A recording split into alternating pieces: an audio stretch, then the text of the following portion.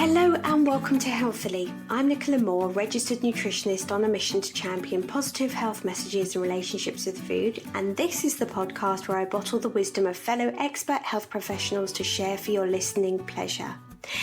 Today, I'm delighted to be sharing a conversation about digestive wellness with Ben Brown, a naturopathic doctor and researcher. In my own work as a nutritional therapist, I support clients to overcome digestive complaints on a weekly basis. In fact, there are very few clients who don't have some kind of digestive niggle, and many are blighted on a daily basis by symptoms like bloating, pain, gas, constipation, diarrhea, and so on. Also, many of us feel that specific foods just don't agree with us. I wanted to dig into this with Ben, as for me it's never as simple as there being just one thing or food causing problems. I wanted to share a conversation that opens up a wider discussion and goes beyond the view that this food doesn't agree with me, so I should avoid it. While this is sometimes necessary for optimal digestive health, my 20 years of working in this field have demonstrated to me that eliminating lots of foods is rarely likely to resolve things, and in fact, it's often likely to make things even worse in the long run. But before I share today's discussion, I just wanted a quick thank you to the sponsor of this series, the Institute for Optimum Nutrition. For over 35 years, the Institute for Optimum Nutrition has been delivering industry-leading courses in nutritional therapy, and they have a wide range of courses for you to choose from, no matter your starting point. Whether you have no previous experience but want to become a nutritional therapist, you already hold an accredited diploma in nutritional therapy and want to top up to a degree, or if you're an allied healthcare professional seeking to fast track to a graduate diploma in order to add nutrition to your practice, all of the Institute's qualifications are designed with flexibility in mind and provide outstanding support alongside innovative expert teaching. You can find out all about the different qualifications and route to practice from their website, and I'd suggest taking a look on their up-and-coming events, which provide plenty of information about the courses they offer. Visit their website at www.ion.ac.uk. And now, without further ado, on to today's conversation with Ben. Ben is a naturopath, nutritionist, science writer and speaker. He's the author of the Digestive Health Solution and contributes regularly to industry magazines and scientific journals. Ben is the editor of the Journal of Orthomolecular Medicine, contributing editor of Integrated Healthcare and Applied Nutrition, director of clinical education at Pure Encapsulations UK, and is on the advisory board of the BCNH College of Nutrition and Health, where he's also a lecturer. He regularly features at public speaking events and international conferences. Ben also has a lovely website called scientificwellness.com, and he set this up as a way to connect people with free evidence-based health information focusing on natural and lifestyle medicine for chronic disease prevention and the promotion of optimal health. What I love about Ben is his steadfast philosophy of working from an evidence-based perspective, and I hope that today's conversation would demonstrate how reassuring and important this is. I really hope you enjoy it.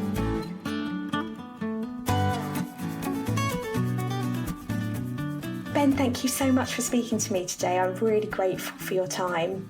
It's a pleasure. Thanks so much for having me. Yeah, no, it's really wonderful. I'm delighted that you agreed to speak to me because I'm a big fan of the work you do. You have your own podcast, which is, I guess, more practitioner based, but very, very enlightening, and you get some amazing people speaking.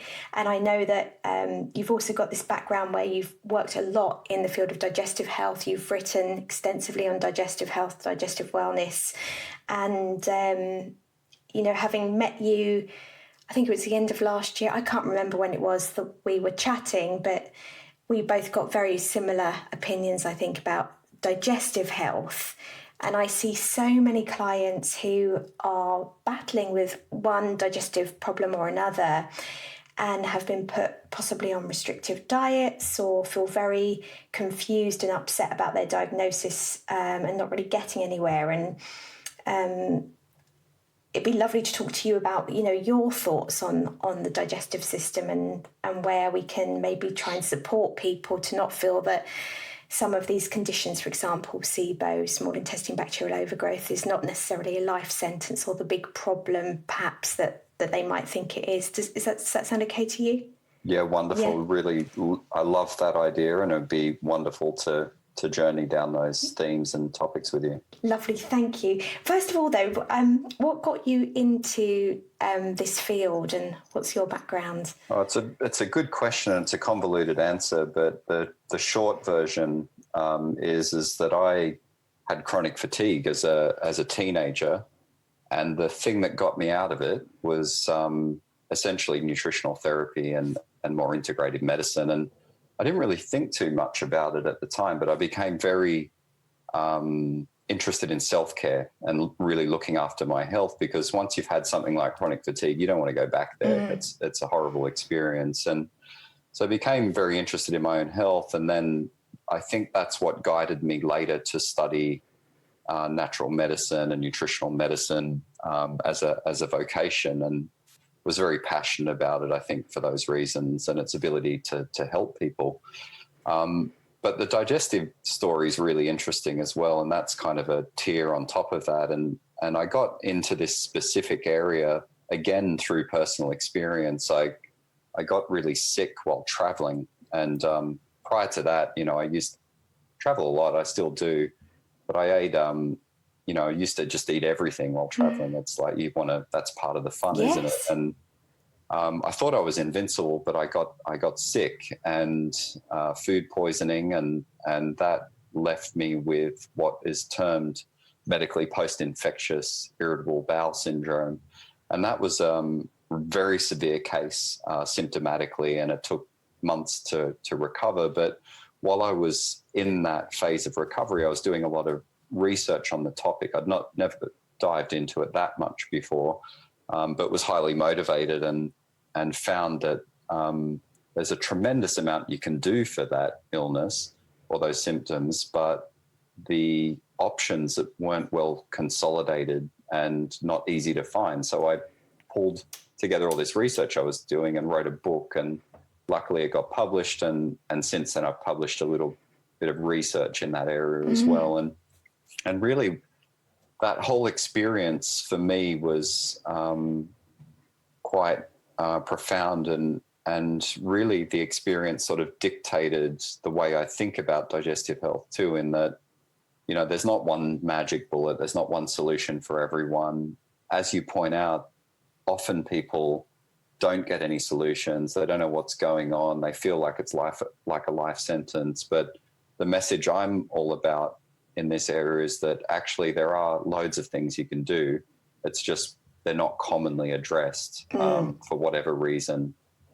And the reason mostly is that we think very simplistically about gut health, and we don't often incorporate, more alternative, treatment approaches that could be beneficial. So, my whole thing is, it's like there's a lot you can do. You just need to have some guidance or knowledge about what your options are, basically. Yeah. And what would you say are the most common misconceptions, or the things that people aren't looking at and aren't addressing when it comes to their digestive health?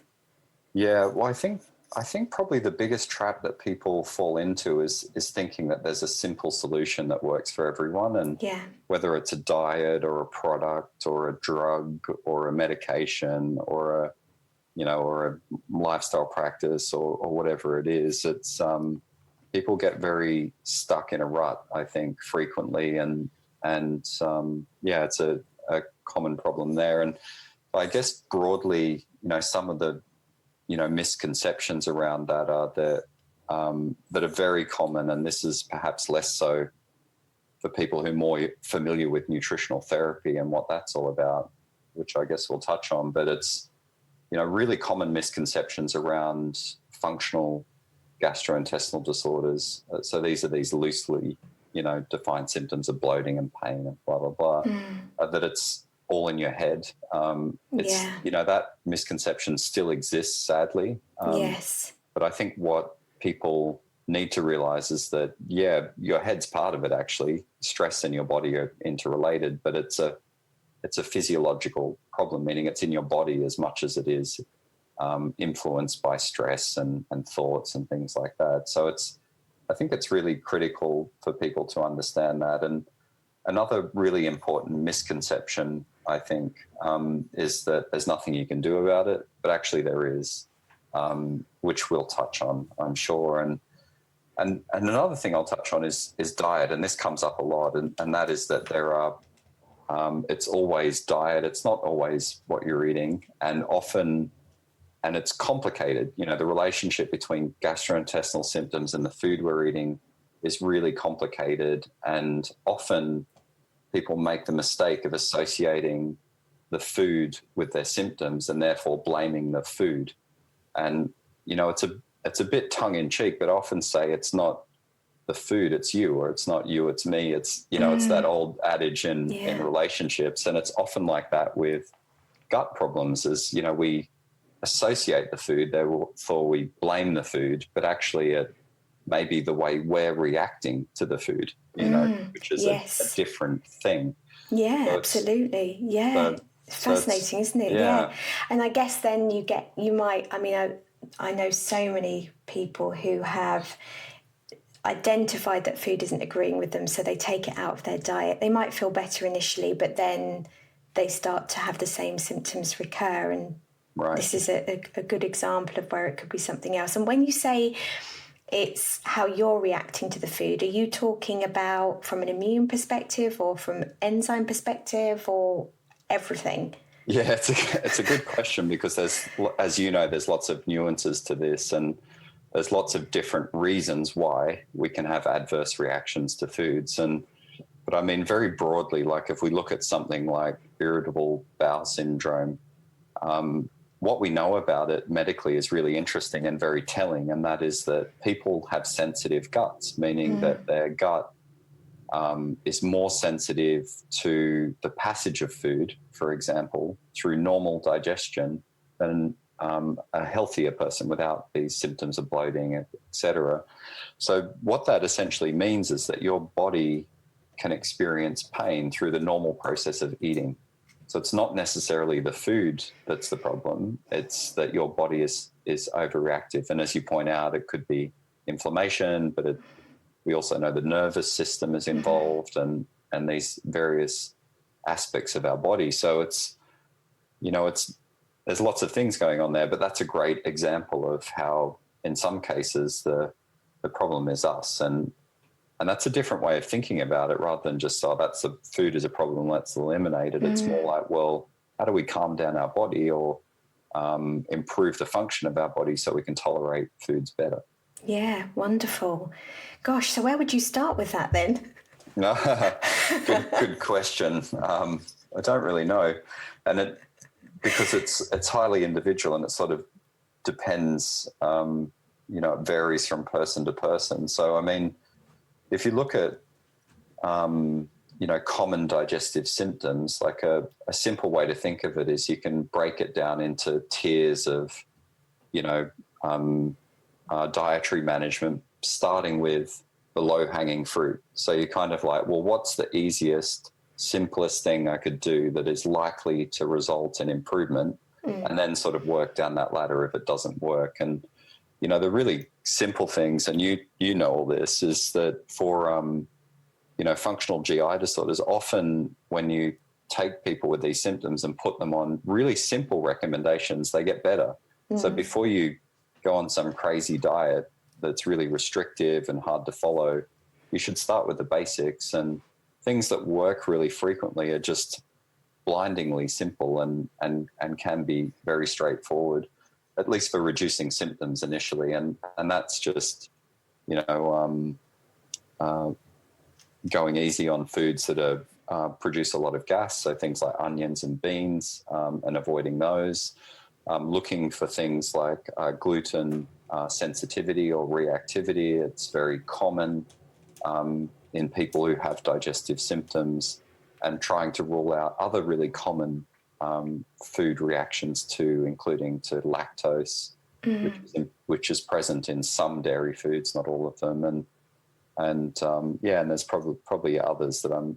Yeah, and sugars, I suppose, and I guess sugar, fatty as well. foods, and spice. Yeah, and a lot of the time I'm speaking to clients about the foods with lots of added extras in, these strange emulsifiers or cellulose or things that are they don't serve the gut, and they don't seem to be particularly it's not a particularly pleasant reading looking at research when you look at what happens to the microbiome with some of these, or sweeteners, or all sorts of different added in extras can be, I guess, a big problem for the digestive system before you even go there with some of the food proteins like gluten even.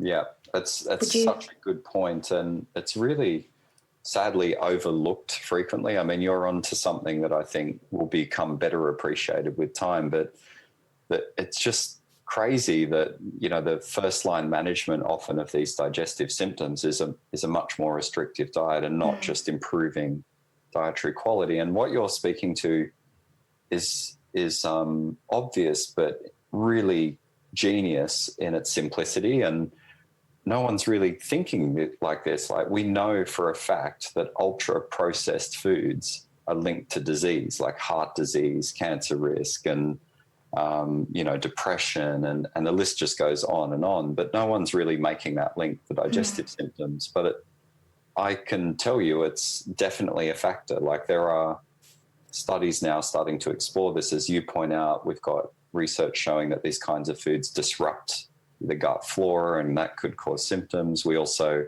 have seen what we call observational studies, where they take a bunch of people with symptoms versus those who don't, look at what they're eating, and you can clearly see that people who have more digestive symptoms are often eating more processed foods. So, connect the dots. We have mechanisms, we have associations.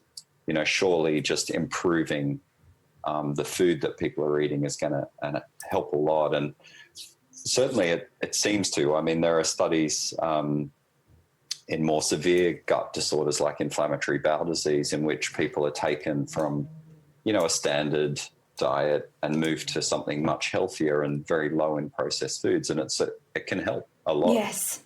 So there's definitely something powerful in this simple idea. Yeah, and I suppose then you can start looking, and that's where it gets really clouded with different sort of dietary regimes, I suppose, isn't it? Because whether it's a paleo diet or a good vegan diet or whatever, the whole crux of the matter is you're actually probably forcing out a lot of these other foods that are quite high in a lot of people's diets without them even realising it, and therefore they're feeling a lot better just from eating more natural foods and having more natural fibres and things. Yeah. It's such a good point, and it's a real confounder in a lot of research where, you may have a study showing that this more strict diet is helpful, but a good question to ask is, has it been compared to an easier to follow diet? And the fact is, with the low FODMAP diet, which is a common one that's used in this area, is it is quite strict. It's hard to follow. It requires regular contact with a nutritional therapist, and to do it safely and properly. It can be really useful in certain settings. Some people certainly respond to it very well, but you've got to ask, well, has anyone ever compared that to simpler recommendations? Absolutely. And they have, and not always, but often they work just as well. So and I think one of the things that troubles me, I suppose, about these the diets that have lots of rules to them about what you can eat, what you can't eat, and often there's all this big list of things you can't eat, is the impact it has on someone's relationship with food. And I know that with the low FODMAP diet, there has been research looking at its likelihood of exacerbating things like eating disorders, or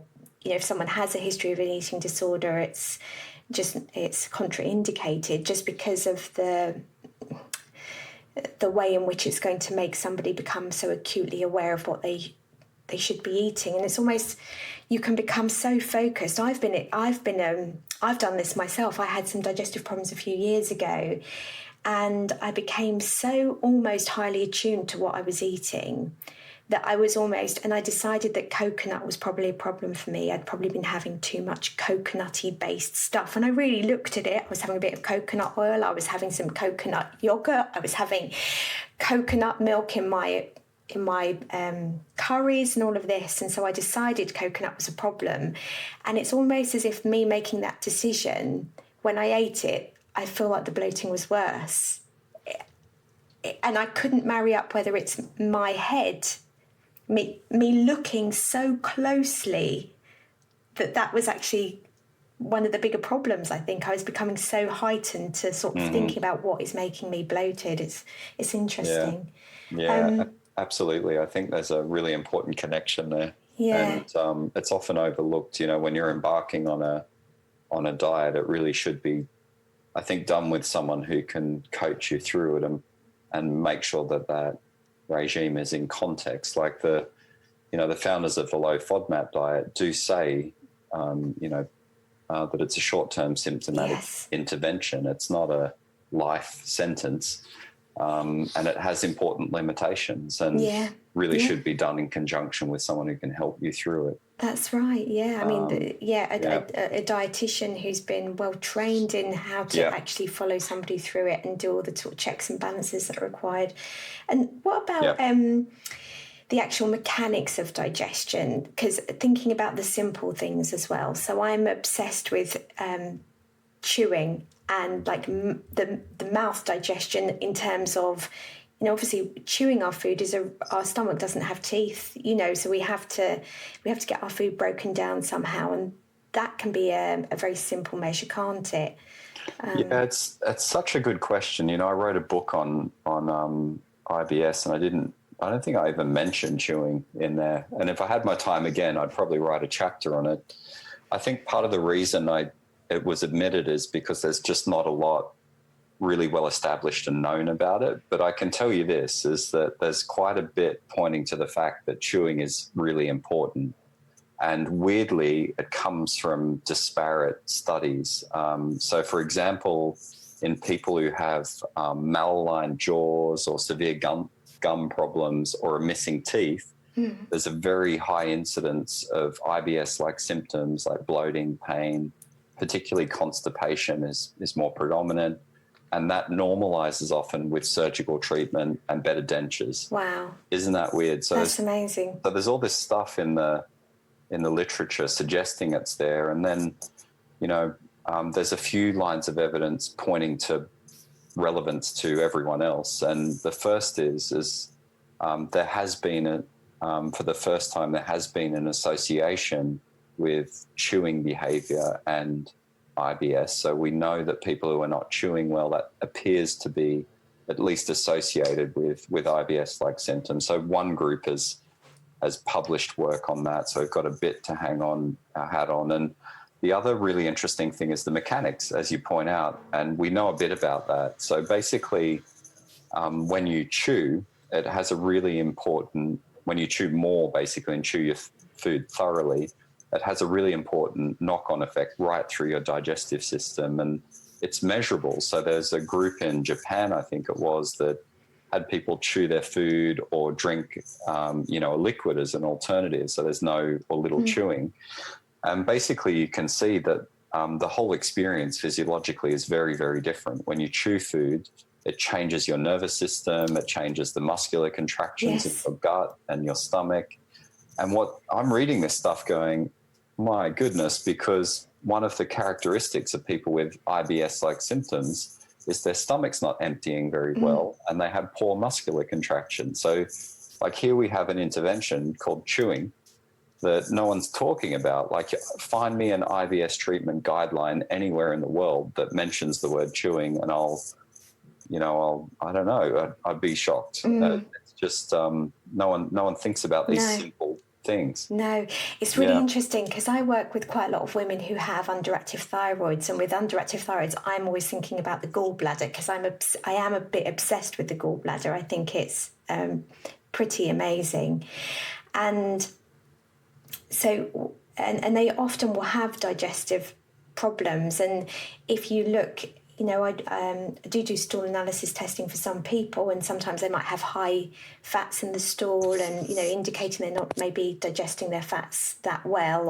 or whatever.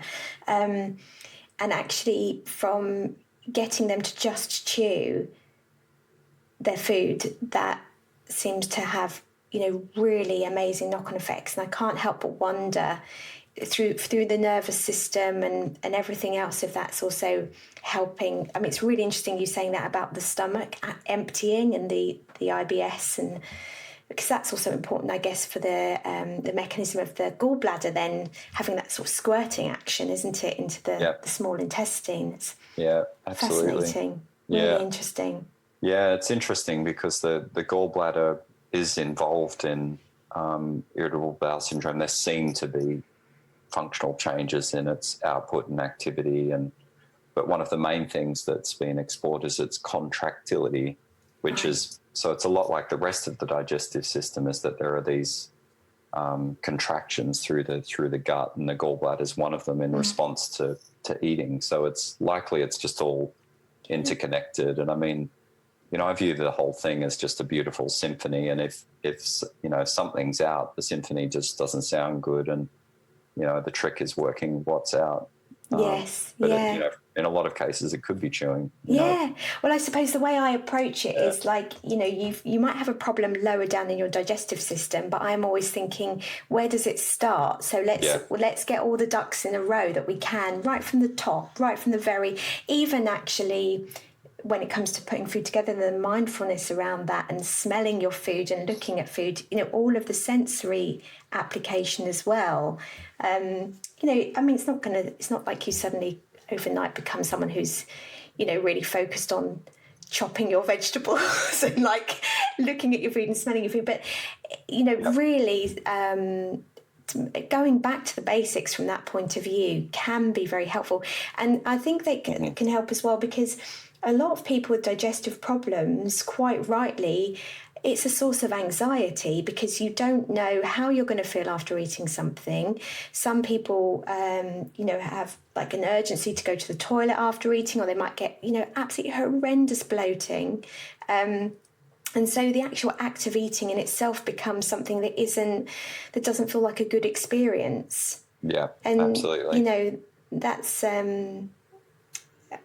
I can really understand how that happens. So sometimes taking a step back rather than focusing on little tiny minute things about the diet so much, just looking at what the wider, more holistic approach can be a really good starting point. And then, of course, you can dig in deeper if you want to, can't you?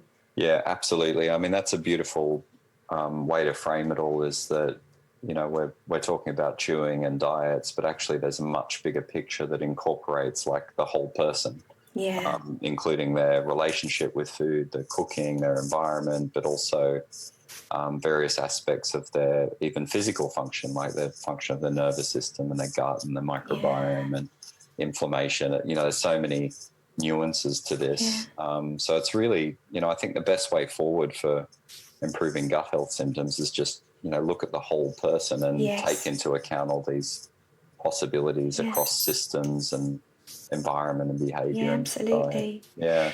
What would you say about things like probiotics and things? Where do you stand on the use of probiotics? Yeah, I mean, the good thing is we've got a lot of evidence now to give us a bit of an idea on where we all stand. And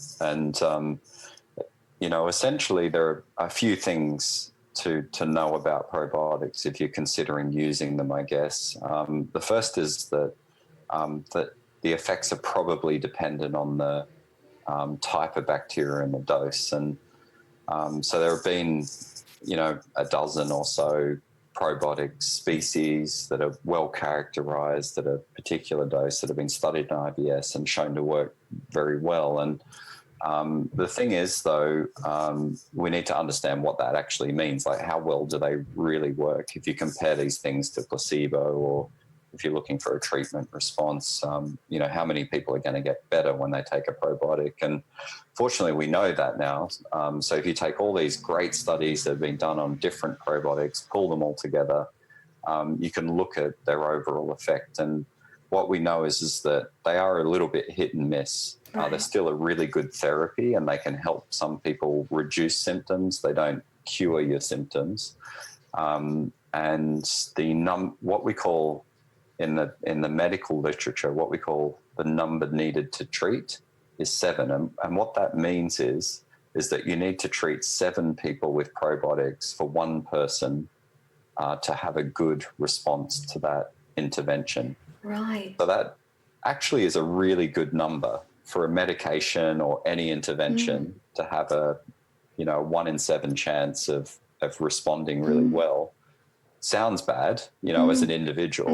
And they don't like the odds, but that's the reality. And so they're quite useful, but they are, result in some symptomatic improvement. They're not unlikely to cure symptoms in my experience. And in fact, often your symptoms start to come back when you stop using them. Yes. And otherwise they're pretty good. And, in terms of, which one's best, it's really hard to work that out, especially here in the United Kingdom, because the health claims legislation means that manufacturers can't tell you anything about their products. Like, they can't really communicate the science well to the public. So they can't say our probiotic has a clinical trial on it. These are the results. Crazy, isn't it? But that's health claims legislation. So it's very difficult for consumers to navigate products. Right. In which case I would suggest speaking to a nutritional therapist or someone who knows probiotics well and can direct you towards one that has been shown to work or, high likelihood, Do you have a thought on liquid versus capsules, or? I actually don't think it matters. So there's a lot of different formats and types and doses, but really you just want to find a strain or a combination of strains that's been shown to work, and just take the dose that was used in the research. And whether it's a liquid or a tablet doesn't appear to matter. Right. Okay. Well, that's really interesting.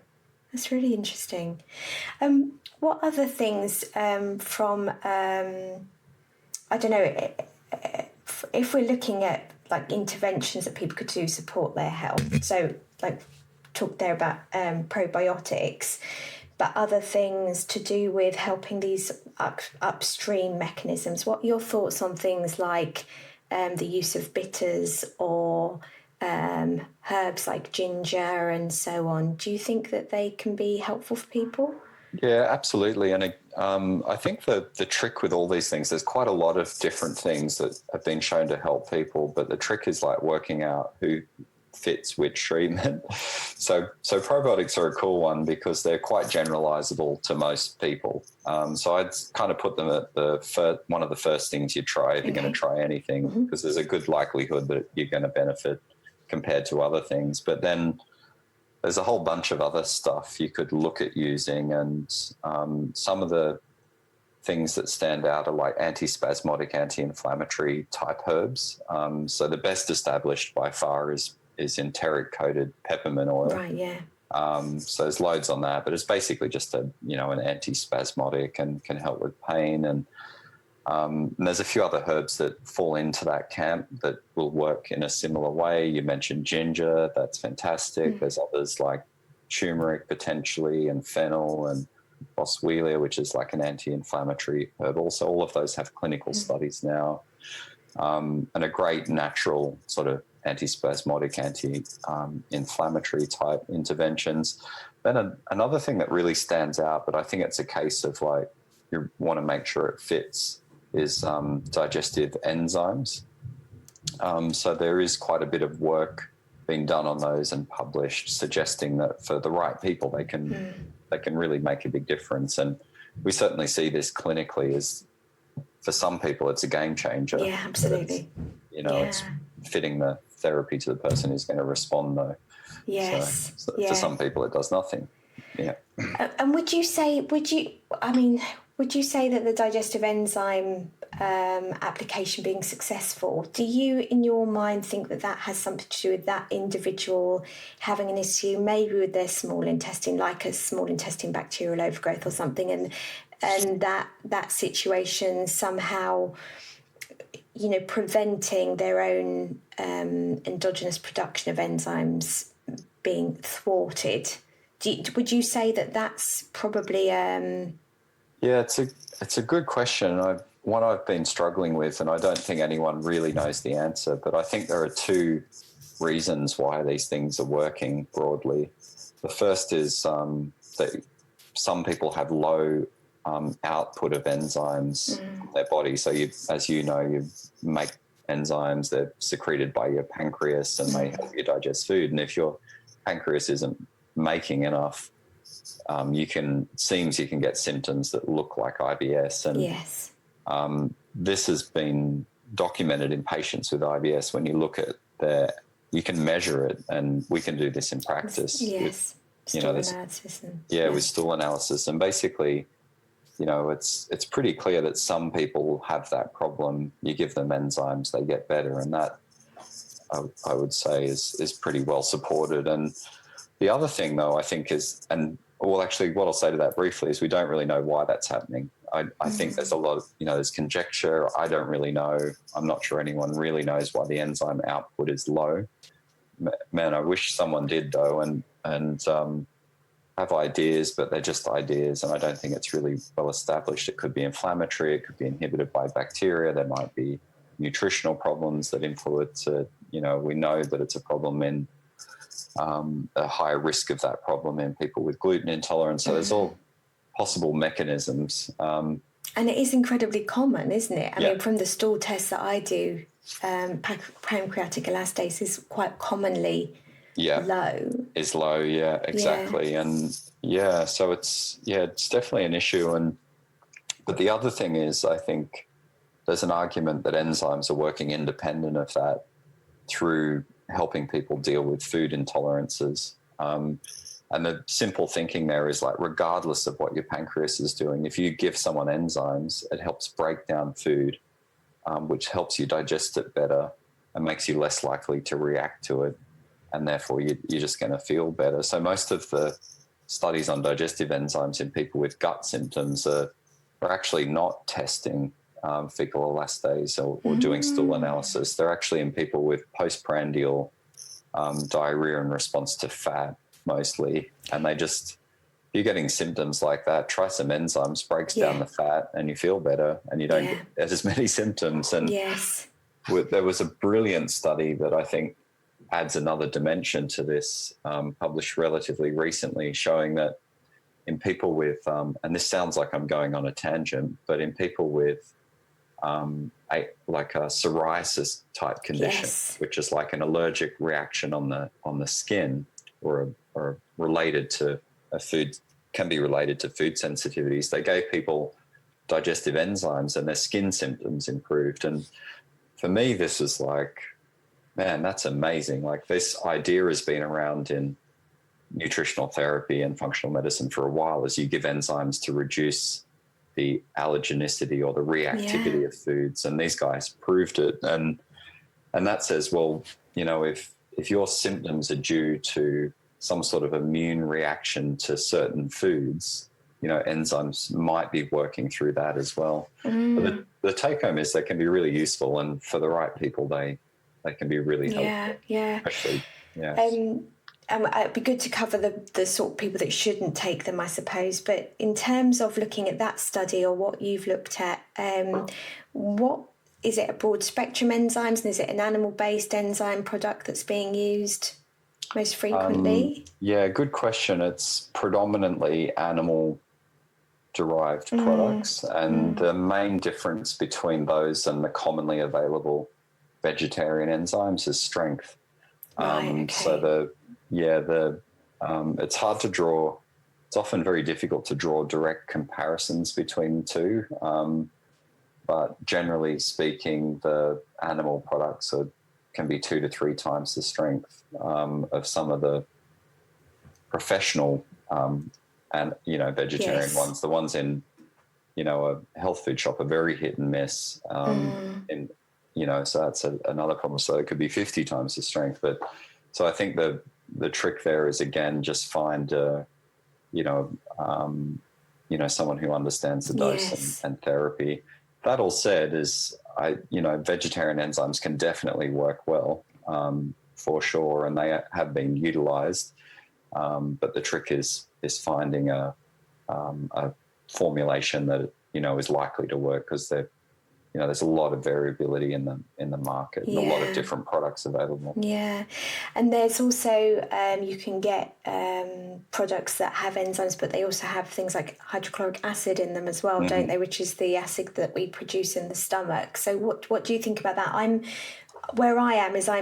use it, but I'm very cautious, and I would never use. There's quite a lot of naturopathic practitioners would be working with the assumption that this stomach acid that we produce in our stomach, it can be low in people, and often people who are diagnosed with problems with high stomach acid actually have low, which does make sense when you look at things and look at how the stomach works.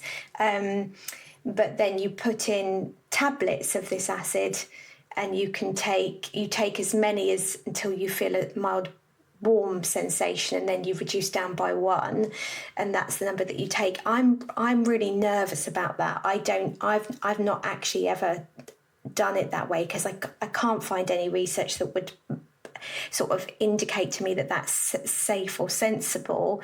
So maybe having a small dose with some enzymes or some bile acids, I think, can be quite helpful. But where do you stand on all that? Yeah, that's such a good question, because it comes up quite a lot. And I think there's a lot of misconceptions and assumptions around all of this. And my take on it all is that, firstly, don't ever do that. I know it's a common practice. I've never done it either. I think it's a bit bonkers. Yeah.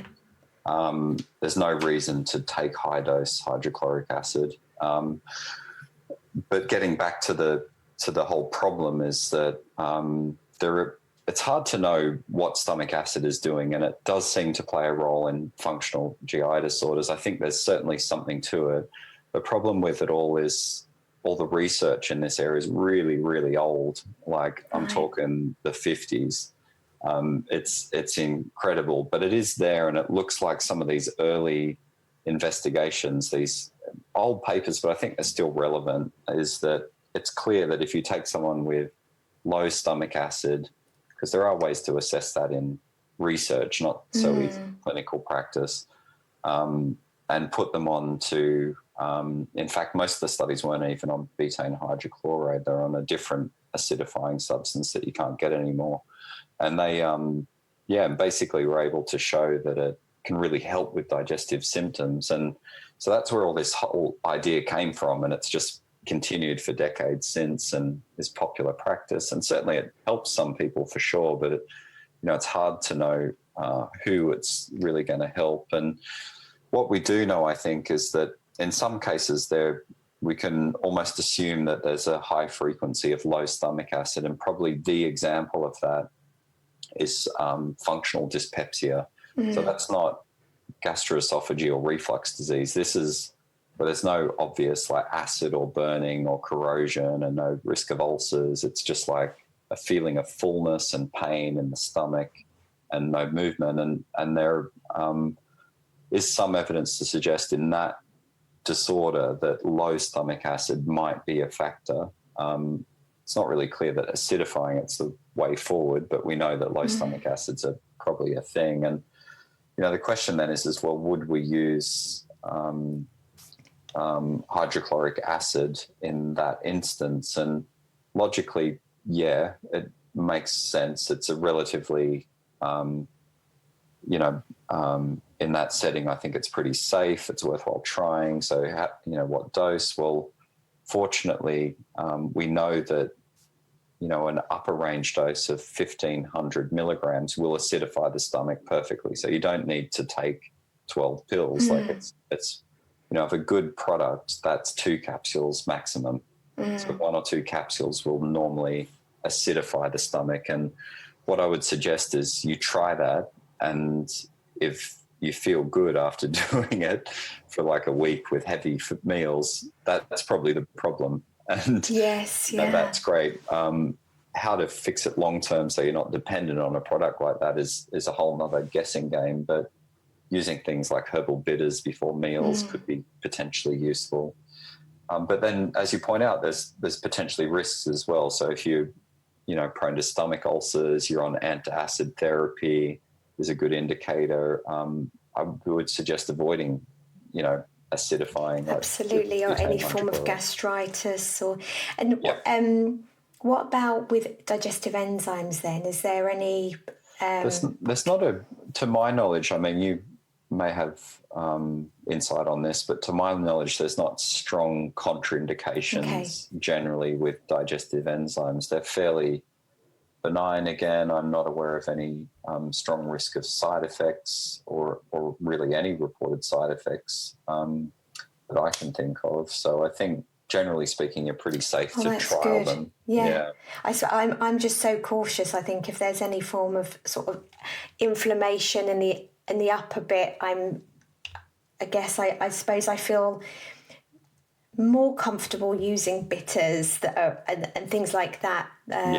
But I mean, that's really good to know, because I'll feel a bit more confident maybe using enzymes in those sort of circumstances. I mean, I certainly have clients who have taken enzymes off their own back with, when it comes to things like reflux and stuff like that, it can be really, really transformative for people. Oh yeah, absolutely. I mean, it's so overlooked for reflux, like especially functional dyspepsia and where it is a bit like an unknown reflux. No one gets, no one really knows what's going on. You try medications, they often don't work, or you feel worse on them. And I don't know why it's so overlooked. In India, weirdly, I learned not that long ago that there's a prescription medicine.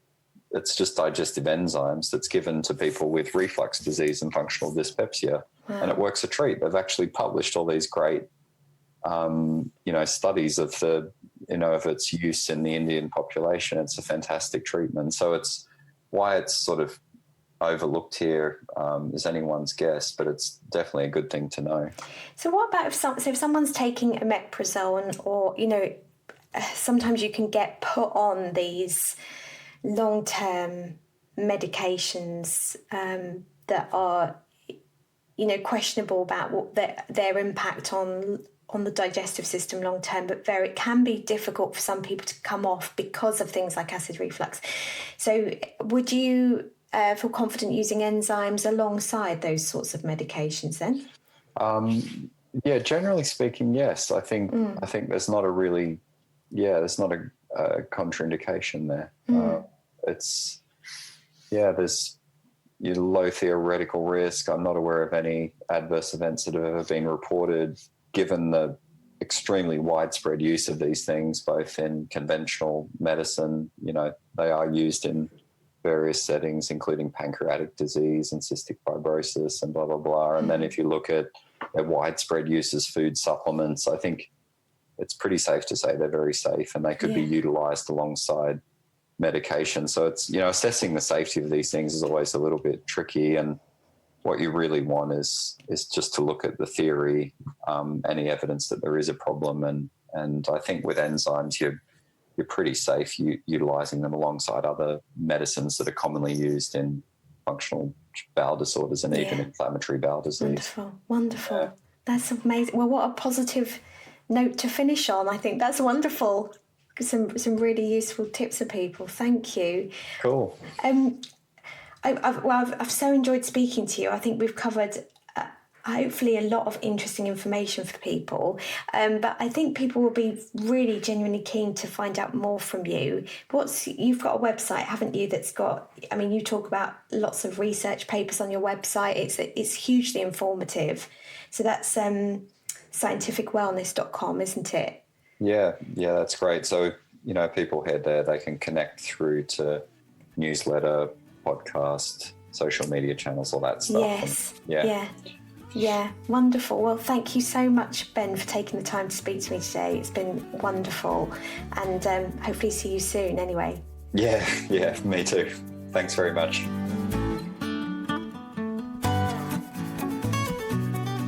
I really hope you found this episode useful, especially if you have digestive issues and now feel you have a place to start in terms of resolving them. I'd absolutely love to help spread this message about simple and practical solutions to feeling better, and to raise awareness about all of the nuggets of information being shared in this series of Healthily, so your support is much appreciated. If you found this episode helpful or inspiring, I would be hugely grateful if you'd give it a 5-star review, and you can subscribe as well in order to be alerted to future episodes, and also to share with any friends or family members who you think of who might benefit from listening. I'd also love to hear from you on social media. You can find me on Instagram at Nicola More Nutrition, or on Facebook also at Nicola More Nutrition. I use social media to continue the championing of positive health messages and relationships with food, which I do by sharing regular education videos, written posts, and news about my webinars and public speaking events. You can also visit my website at www.nicola-more.com to read more articles and to learn about my online clinic where I work one-to-one with clients to help them resolve their health issues. Also, you can learn about how I work with businesses and charities.